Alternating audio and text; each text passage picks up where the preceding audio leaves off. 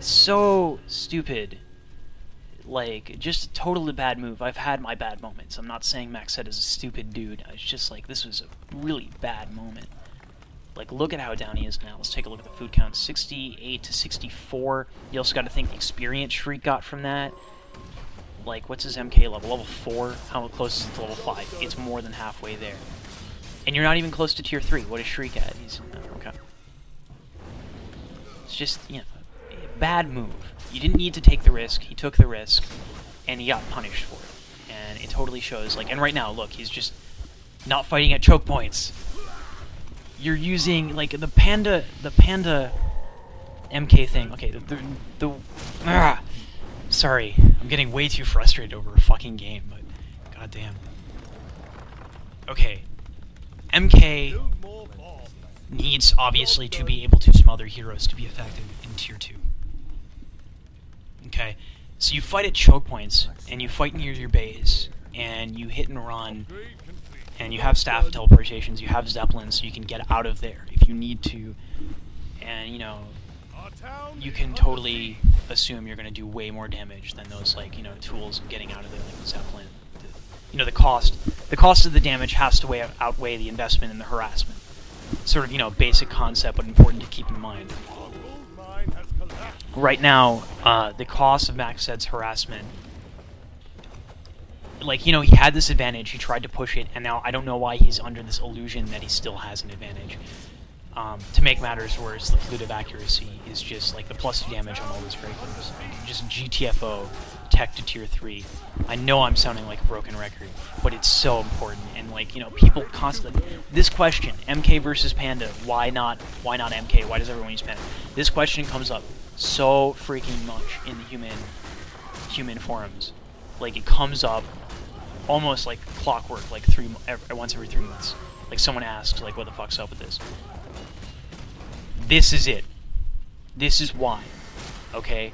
And this is what you do not do. This is, like, second hero choice is such a big deal in Human Mirror. Because it's like the only Mirror that I know of. I don't know much about Mirror. I kind of know a little bit about Undead Mirror. But it's like, their second hero choice basically dictates how you're going to play the game. From then on out. You know, and obviously you have to respond to your opponent as well. Like, if, you know, there's Panda versus Panda, then you can, you know, fight the Breaker War. And, you know, whatever. Maybe expand again. And then, you know, it's a true mirror, and you go on the basis of out creeping, out expanding, and out microing your opponent. And macroing. When you have a second hero choice, you know, you can capitalize on certain moments. Naga second, you know, what the fuck pawns. A Panda, it's ranged, so it doesn't have to go in there, so it, like, can just, you know, fork lightning all the militia. Basically, you have map dominance, and you can sort of push a base to boot. You have a safe expansion, so you can get mortars, like, while they're teching, and blah blah blah blah blah blah blah. Reasons go on and on. Why the advantage in tier 2 against, you know, Naga Sea Witch versus Panda? It's in the Naga's favor. Short story. MK is in the. By the way, I'm not actually sure. I gotta tell you, I'm not actually sure why Shriek got the MK versus the Naga. I'm sure there's a reason in this situation. I don't know though. I wish I could tell you guys. Anyway, let's move on. Let's see. Anyone taking to tier 3? No, that's a shame. That's a shame. I should have watched a little bit more of this game so I could, you know, we could probably analyze the tier 3 game of Human Mirror when it's MK versus Panda, but unfortunately Max said just failed. So. Yeah. I smell magic. Anyway, let's see what else I can point out. Right. Okay. Notice how both players are at 2 sanctums a piece and not trip sanctums. Take a look at the upgrades, the items.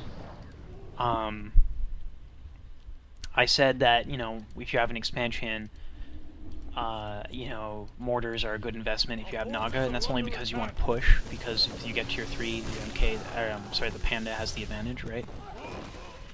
Nice kill. Boom, headshot. Avatar. Oh my god, Avatar is so gross. Anyway. Like, oh my god, Avatar is so good. It's like, people say Metamorphosis is the best, and that's true in like large fights, but Avatar just makes the Mountain King just like waltz in there and like be like, oh my god, I own you with the power of mountains. It's so cool. Anyway.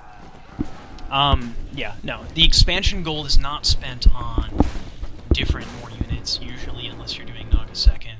You'll see there's just a lot of buying of healing scrolls, there's a lot of buying of upgrades, some more towers here and there. You know, the investment is different.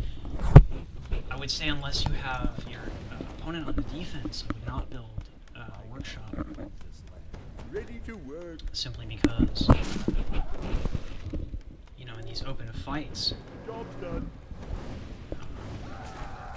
you know, you can always, I don't know, human mirror micro, it's you know, like you can have a Panda just drop behind you, like open up invisibility and just break all your mortars, like, you know what I mean? If you don't have some sort of semblance of control, you're just gonna lose out on your, on that end of things. You just need a way, I guess, to predict your opponent's movements in order to invest in mortars and make use of them.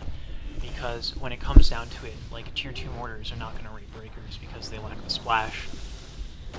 So then you got a massive amounts of breakers to deal with. You're limited in your position because then you have to fight.